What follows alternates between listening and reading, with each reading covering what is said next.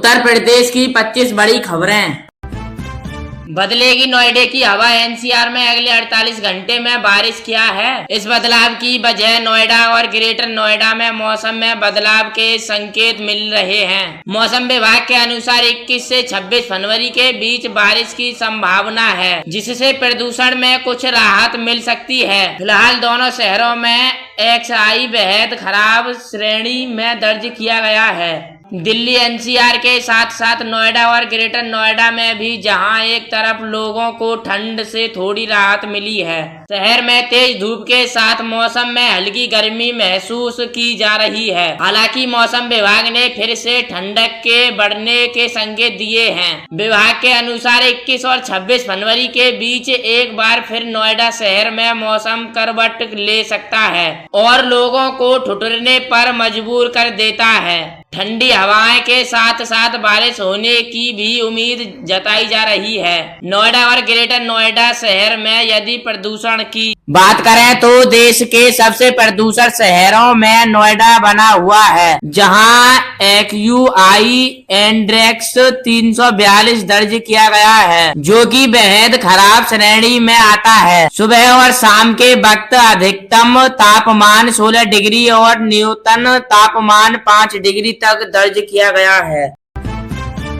UP के private स्कूलों में फ्री मिल रहा है एडमिशन। 6.80 लाख सीट उपलब्ध, जाने पूरे schedule. Rate admission 2026 Uttar Pradesh में रेट के तहत 2026-2027 के लिए प्राइवेट स्कूलों में एडमिशन प्रोसेसर में बड़ा बदलाव किया है। अब गरीब बच्चों के लिए शुरू की गई इस योजना को 3 स्टेप्स में पूरा किया जाएगा। इस बात बच्चों के लिए एडमिशन और वितरित सहायता के लिए पेरेंट्स का आधार कार्ड अनिवार्य किया गया है। रेट एडमिशन 2026-2027 उत्तर प्रदेश में आर्थिक रूप से कमजोर परिवार के बच्चों को निजी स्कूलों में पढ़ाई का अवसर देने के लिए लागू की गई निःशुल्क एवं अन्य बाल शिक्षा अधिकारी अधिनियम यानी रेट के तहत इस बार एडमिशन की प्रोसेस नए तरीके से की जा रही है।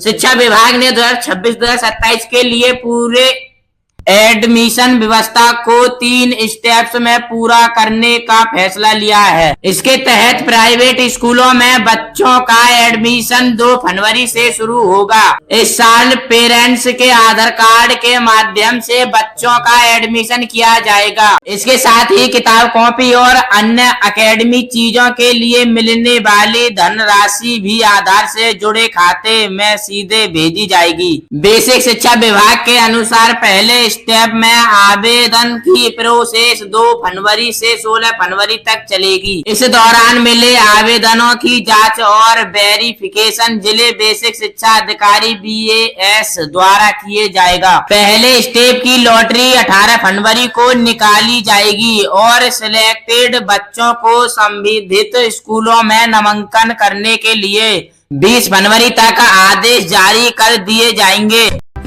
24 एकड़ जमीन का मालिक बड़ा बेटा ही रह गया। पिता ने छोटे बेटे की सुपारी देकर कराई हत्या। अगले महीने होनी थी शादी। हरियाणा में फतेहाबाद में एक पिता ने अपने छोटे बेटे की सुपारी देकर हत्या करा दी। इस घटना में मृतक का बड़ा भाई भी शामिल था। जमीन में हिस्सा नहीं देने के लिए युवक की हत्या कराई गई। पुलिस ने आरोपियों को गिरफ्तार कर लिया है। हरियाणा के फतेहाबाद जिले मानवता को शर्मसार करने वाली घटना सामने आई है। जमीन की लालच में एक पिता अपने बेटे का कातिल बन गया। उसने बड़े बेटे के साथ मिलकर छोटे बेटे की हत्या करा दी। घटना जिले के महमदिगी गांव की है। पुलिस ने हत्या में शामिल आरोपी पिता और मृतक के भाई को गिरफ्तार कर लिया है। गांव महमदगी में 28 वर्ष जगविंदर सिंह की हत्या के मामले में पुलिस ने चौंकाने वाला खुलासा सामने किया है। जांच में सामने आया है कि इस वारदात का मास्टरमाइंड मृतक का पिता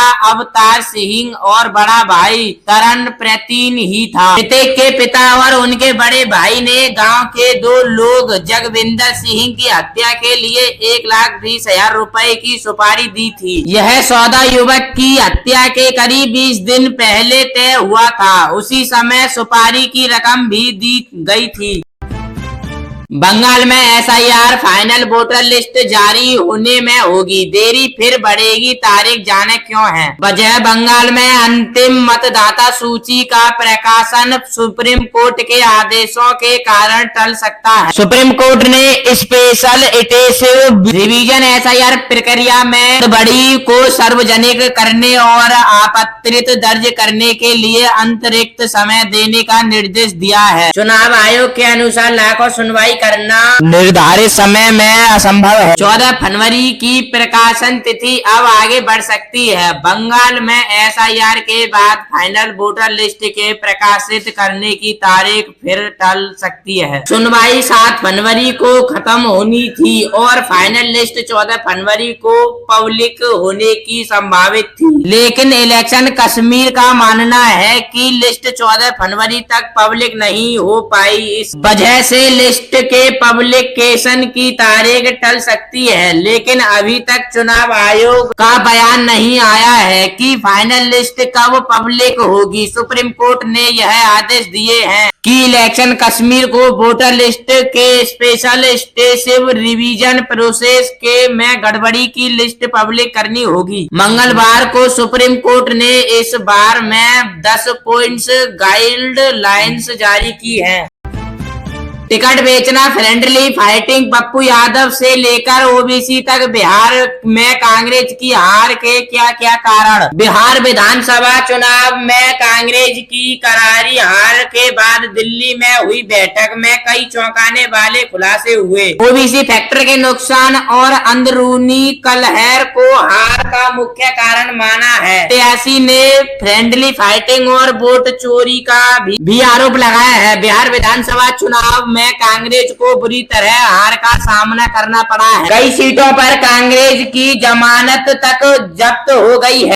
इस हार के कारणों का पता लगने के लिए गुरुवार 27 नवंबर को दिल्ली में बड़ी बैठक आयोजित की गई। बैठक में कांग्रेस प्रत्याशी समेत कई दिग्गज शामिल हुए। बैठक का आरोप प्रत्यारोप भी लगाए गए। इसको भी स्वीकार किया गया कि चुनाव में टिकट बेचने गए और OBC फैक्टर ने कांग्रेस को बड़ा नुकसान पहुंचाया। कांग्रेस की इस बैठक में मुख्य रूप से टिकट बेचने के आरोप लगे। फ्रेंडली फाइटिंग के नुकसान हुए हैं। पप्पू यादव पर कुछ प्रत्याशियों को हारने का आरोप लगाया है। पार्टी में अंतरिक्त झगड़ने को हार की एक वजह माना गया है। बिहार में पूरे प्रदेश में प्रभाव रखने वाला कोई नेता नहीं है। कन्हैया जैसे नेताओं का इस्तेमाल नहीं किया गया।